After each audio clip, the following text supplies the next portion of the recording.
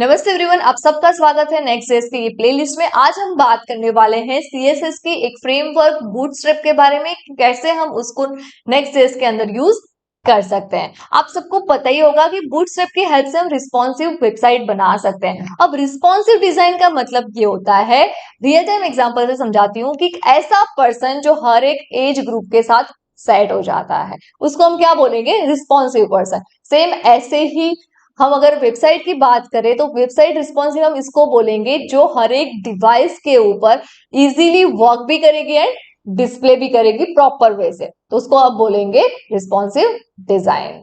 अब हम यही बात पे आ जाते हैं हमारे मेन पॉइंट पे कि हम बूटस्ट्रैप को कैसे नेक्स्ट जेएस में यूज कर सकते हैं। तो उसके लिए हम हमारे वीएस कोड में आ चुके हैं एंड यहाँ पे मैं एक ऑलरेडी मैंने राउट क्रिएट कर दिया है बूटस्ट्रैप करके, उसके अंदर page.js भी बना दिया है सो दैट हमारे कोड सारे मिक्सअप ना हो और आपको समझने में इजी रहे। यहाँ पे हम लिख देते हैं बूटस्ट्रैप सीएसएस, इसको हम सेव कर देते हैं। इसको हम एग्जीक्यूट कर भी देख लेते हैं कि ये हमारा वर्क हो रहा है नहीं। तो उसके लिए हम आ जाते हैं यहाँ पे एंड यहाँ पे हमने लिख दिया है और यहाँ पे देखो अब बूटस्ट्रैप सीएसएस एग्जीक्यूट परफेक्टली हो रहा है। ओके, नाउ अब हम क्या करते हैं, अब हम इसमें क्या करते हैं, हमको बूटस्ट्रैप की जो भी बटन है, कुछ भी चीजें है, वो सारी हमको इस पे यूज करनी है। तो उसके लिए हमको क्या करना पड़ेगा, एक और टर्मिनल हमको लेना पड़ेगा पहले तो, क्योंकि हमको बूटस्ट्रैप को यहाँ पे इस पैकेज को इंस्टॉल करना पड़ेगा। इंस्टॉल करना है npm इंस्टॉल बूटस्ट्रैप। तो ये हमारा पैकेज इंस्टॉल हो चुका है। उसके लिए आपको पैकेज.json में जाकर भी आप देख सकते हो कि ये पैकेज हमारा इंस्टॉल हो चुका है या नहीं। यहाँ पे देखो, यहाँ पे बूटस्ट्रैप हमारा ऑलरेडी इंस्टॉल हो चुका है। ओके, अब हमको इसको यूज करना है तो हम क्या करते हैं, यहाँ पे हम layout.js में आ जाते हैं एंड यहाँ पे हमको उसको पहले इंपोर्ट करना पड़ेगा। तो हम लिख देंगे इंपोर्ट। ये फाइल हमारी कहाँ पे होगी वो भी मैं आपको बता देती हूँ। यहाँ पे आप नोड मॉड्यूल्स में जाओगे, यहाँ पे आपको बूटस्ट्रैप करके मिलेगा। बूटस्ट्रैप कहाँ पे है अपना, ये रहा। इसके अंदर ये, इसके अंदर CSS एंड यहाँ पे हमारी बूटस्ट्रैप डॉट CSS वाली फाइल होगी। ये जो फाइल है ना, उसका पाथ हमको चाहिए।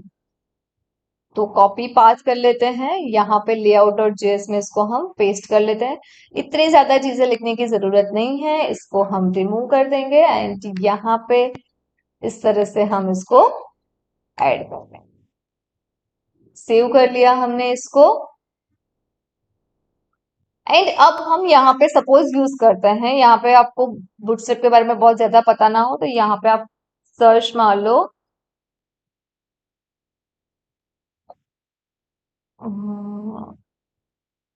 यहाँ पे आपको बहुत सारी चीजें मिल जाएगी। सपोज हमको बटन के बारे में सर्च करना है, यहाँ पे हम सर्च डायरेक्टली कर देते हैं बटन।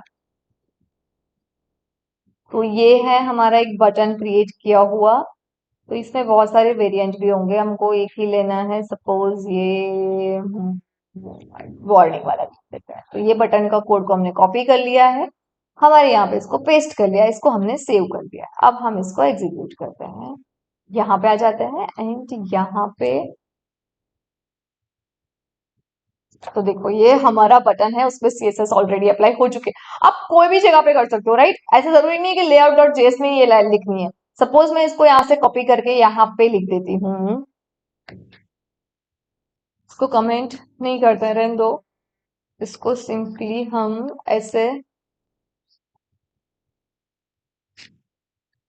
एंड यहाँ पे हम उसको कॉपी कर लेते हैं एंड यहाँ पे इसको इसको हम सेव करते हैं। बूटस्ट्रैप वाला जो हमारा URL था, उसको हम राउट को एग्जीक्यूट करते हैं, यहाँ पे हम लिख देते हैं बूटस्ट्रैप। तो देखो यहाँ पे ये हमारा वार्निंग वाला बटन भी आ चुका है। ये बूटस्ट्रैप वाला है एंड ये जो है वो हमने layout.js में लिखा है। वो layout.js मतलब कॉमन लेआउट में लिखा था, इसलिए वो वहां पे भी डिस्प्ले हो गया है। इसको कमेंट कर देते हैं तो सिर्फ और सिर्फ यहाँ पे। तो इस तरह से आप अप्लाई कर सकते हो, बट बात यहाँ पे खत्म नहीं होती है। बट ऑब्वियसली नहीं होगी ना। अब यहाँ पे ये bootstrap.js है, इसके अंदर सपोज हम यहाँ से एक ड्रॉप डाउन मेनू लेते हैं। यहाँ से हम ये ड्रॉप डाउन का कोड मैं इसको कॉपी कर देती हूँ एंड यहाँ पे सिंपली पेस्ट कर देते हैं। यहाँ पे देखो क्लास की जगह पे आपको क्लास नेम करना पड़ेगा, तो उसको हम डायरेक्टली यहाँ पे क्लास करके यहाँ पे क्लास नेम से रिप्लेस कर सकते हैं सिंपली। ओके, अब इसको हम सेव करते हैं। नाउ अब हम इसको एग्जीक्यूट करते हैं। ओके, तो यहाँ पे हमारा ड्रॉप डाउन मेनू दिख रहा है हमको, बट जब भी हम इसको क्लिक करेंगे ना, तो देखो ये ड्रॉप डाउन नीचे का हमको नहीं शो हो रहा है। ऐसा क्यों? क्योंकि हमने यहाँ पे आप देख सकते हो बूटस्ट्रैप की CSS फाइल का यूज कर लिया, बट उसकी जो स्क्रिप्ट है जावास्क्रिप्ट, उसको तो हमने यूज ही नहीं किया है। अगर हम जावास्क्रिप्ट यूज नहीं किया है तो ये फंक्शनलिटी हमका काम नहीं आएगी। तो वो हम कैसे कर सकते हैं, वो अब हम देखते हैं। तो वो हम कहाँ पे लिखेंगे, यहाँ पे रिटर्न के ऊपर लिखना है आपको। ओके, तो यहाँ पे हम लिखेंगे यूज इफेक्ट होगा। जब भी हम यहाँ पे यूज इफेक्ट लिख रहे हैं तो आप यहाँ पे देखना ऑटोमेटिक इंपोर्ट भी हो चुका होगा। ओके, तो यहाँ पे हम इस तरह से उसका यूज करेंगे। यहाँ पे हम लिखेंगे रिक्वायर, लिखेंगे। क्यों रिक्वायर? ये मस्ट है, ये चीज हमारी आनी ही चाहिए इसलिए। अब इस यहाँ पे क्या ऐड करना है बता देती हूँ आपको। तो यहाँ पे आप जैसे ही हमने CSS फाइल देखी थी, वैसे ही यहाँ पे एक JS फाइल भी हो, तो वो आपको करनी पड़ेगी ऐड। इसको हम ऐसे कर देते हैं, इसको हम ऐसे करते हैं, एंड मेन डॉट जेएस, ये जो फाइल है ना, इसका पाथ आपको कॉपी करना पड़ेगा। इसको हम क्लोज कर देते हैं एंड इसको हम पेस्ट कर देते हैं। इसमें भी सेम इतनी ज्यादा चीजें की जरूरत नहीं है आपको, जितना जरूरी है उतना ही हम लिखेंगे। एंड इसको हम सेव कर देते हैं। नाउ अब हम हमारा आउटपुट देखते हैं। इसको रिलोड कर देते हैं एक बार। नाउ अब से देखते हैं, तो देखो हमारा आउटपुट वर्क कर रहा है। तो ये आपको याद रखना है, जब भी आपको ऐसे बूटस्ट्रैप में भी जावास्क्रिप्ट वाली जो फंक्शनलिटी वाले जो भी लेआउट है वो बनाने हैं, तो आपको इस तरह से ऐड करना पड़ेगा। एक और वे भी मैं बताती हूँ, डायरेक्टली यूज इफेक्ट ऐसा लिख रहे हो तो आपका कोड इतना अच्छा नहीं दिखेगा और रीडेबल भी नहीं रहेगा। तो उसके लिए हम कंपोनेंट में लिखकर भी मैं बताऊंगी, लेकिन उससे पहले अगर आपको कोई भी, एक और चीज बता देती हूँ कि अगर आपको कोई भी यहाँ से जो भी बनाना है, लिस्ट ग्रुप बनाना है, नेव बार बनाना है, आप यहाँ से सिंपली कोड कॉपी कर लो, कॉपी टू क्लिप आर्ट करके। एंड आपको जो भी पेज में इसको डिस्प्ले करवाना है, चाहे वो बूटस्ट्रैप वाले राउट पे करवाना है, होम पेज पे करवाना है, कोई भी पेज पे, तो आप इजीली उसमें कॉपी पेस्ट कर लिख दोगे तो आपका आउटपुट आ जाएगा। अब हम आ जाते हैं ये पॉइंट पे कि अगर आपको इसको एक्सटर्नल कंपोनेंट में बनाना है एंड इसमें इसको यूज करना है, तो वो हम कैसे कर सकते हैं।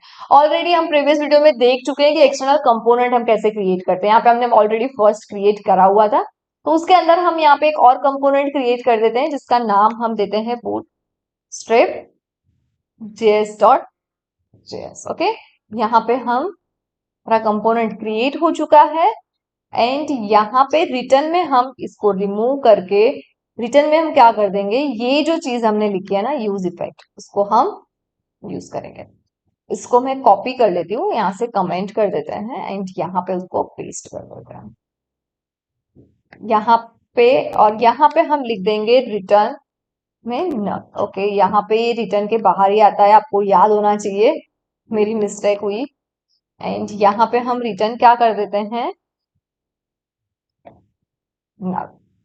ओके, अब हम इसमें इसको यूज करना है, तो वो हम कैसे कर सकते हैं वो भी अभी आपको पता ही है। तो यहाँ पे हम डायरेक्टली उसको यूज करेंगे बूट सॉरी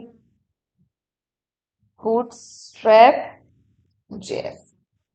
इसको हम सेव कर देते हैं। नाउ अब हम एग्जीक्यूट कर देख लेते हैं। Use effect is not defined, यहाँ पे नहीं है डिफाइंड यूज इफेक्ट। जैसे ही हम यहाँ पे एक और मैं लिख देती हूँ तो ऑटोमेटिक ही आ जाएगा यूज इफेक्ट। तो यहाँ पे देखो ऑटोमेटिकली इंपोर्ट हो चुका है। इसको हम सेव कर देते हैं। नाउ अब हम इसको एग्जीक्यूट करते हैं, रिफ्रेश कर लो एंड देखो आउटपुट हमारा वर्क कर रहा है। बनाकर भी यूज कर सकते हो, उसके लिए आपको कुछ नहीं करना है। कंपोनेंट के अंदर आपको फाइल क्रिएट कर देनी है एंड सिंपली उसको जहां पे भी आप layout.js है उसके अंदर उसको ऐड कर दो। बस इतना ही। जब आप इसको ऐड करते हो मेक श्योर करना ऊपर ऐसे इस तरह से इंपोर्ट हो चुका हो। उम्मीद करती हूँ कि आपको बूटस्ट्रैप कैसे नेक्स्ट.js में यूज करना है वो समझ में आ चुका होगा। तो आपका आज का टास्क ये है कि आपको क्या करना है, फॉर्म डिजाइन करना है बूटस्ट्रैप की हेल्प से नेक्स्ट.js के अंदर। आज के वीडियो में बस इतना ही। Thank you for watching this video. See you guys in the next video.